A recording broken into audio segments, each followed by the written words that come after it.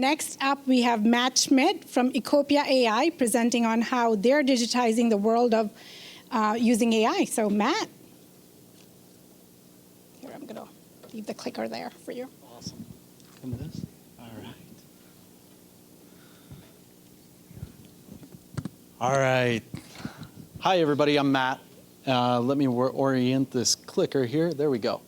All right. So I'm with Ecopia, and we provide geospatial data to the insurance companies, mostly geared towards property insurance. Now, if you're thinking about geospatial and insurance and where there's a fit, I'll start with this. If a tree falls in the woods and no one's around to hear it, is it insured? Got some chuckles. All right, cool. We're off to a good start. Now, that's a geospatial problem. That's understanding where the insured asset is and where the hazards are that can impact that asset. Insurers have been thinking about this for years, using systems like geospatial intelligence, or GIS, if you've heard that. And what we do, and we've found some common threads around there throughout my 6 years of supporting carriers, working with Esri, a large GIS company. And what I've understood is every property has a location, right? And then hazards are modeled and observed, meaning weather's coming up the coast, very talented meteorologists are understanding climate trends and what's going to happen to those homes. Talented GIS teams at these insurance companies, like Travelers, take this information and really take those layers of geospatial data and layer them on top of each other to get a better understanding of their risk and what's insured. And the best ones that do it grow. They grow their geospatial understanding, they lower their bottom line, and they just ultimately grow as a company. Now let's focus on that first part. Every property has a location. And the stuff is skewed, but we'll go off of this. So every property has a location, and there are so many things that happen through the downstream analysis of that every property has a location, taking that address and putting it on a latitude and longitude on a digital map. And that's where we come in, providing the source of truth for every property in the United States. We started 9 years ago. And we simply trained a computer to take a look at an image and draw a building as if a human would. Now, we took this at scale in 2016 with the government of Australia, mapping the entire continent based on their large repository for satellite imagery. The result was 16 million buildings over the span of 6 months. So they were able to understand where their infrastructure was.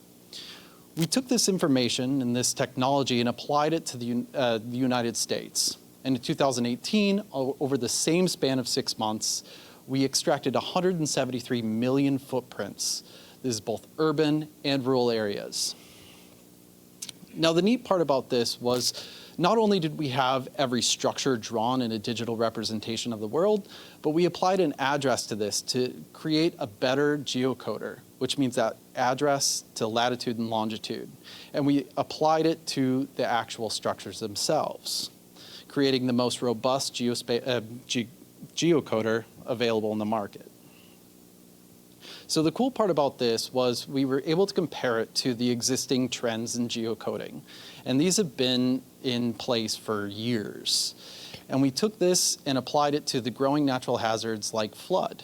And we compared ourselves to what was in place in the market. And we found that 1 million properties were underpriced, which means that the companies understood that these properties were within a flood boundary. Well, really, they were not.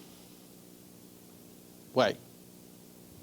They were not, and they were, in fact, in flood boundaries, resulting in a $43 billion probabilistic risk.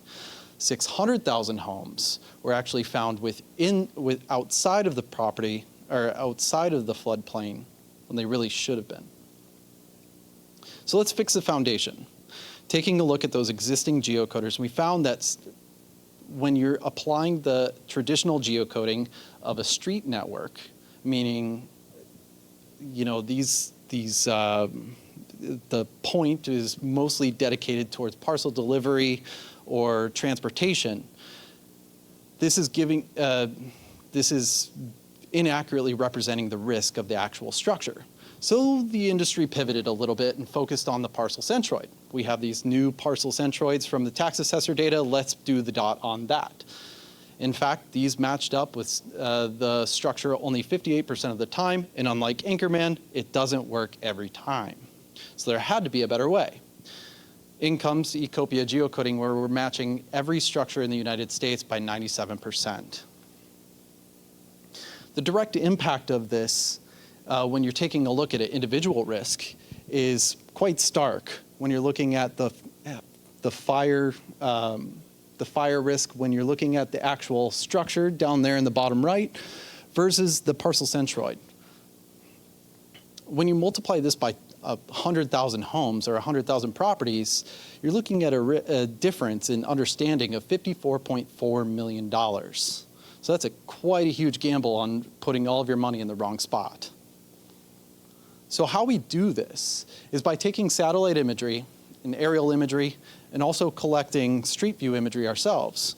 We mine this using our AI and ML to create those footprints, and then we're outputting that in a digital format consumable by API. What makes us different than the other geocoders or an imagery classification area or the company is the fact that we're starting from the bottom down, or bottom up. We're starting from the bottom up by focusing on the foundational geometry that we've established years ago. We're adding that accurate address data so that we're getting a more accurate point.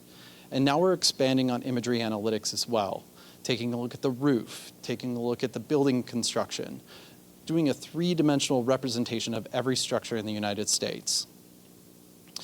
These features also include distance to coast, number of trees, is there a pool or not, or even how close you are to that tree. So you can better understand if that tree falls on your home, you're going to understand if it is in fact insured or not. And we provide the source of truth for every property in the United States. Thank you.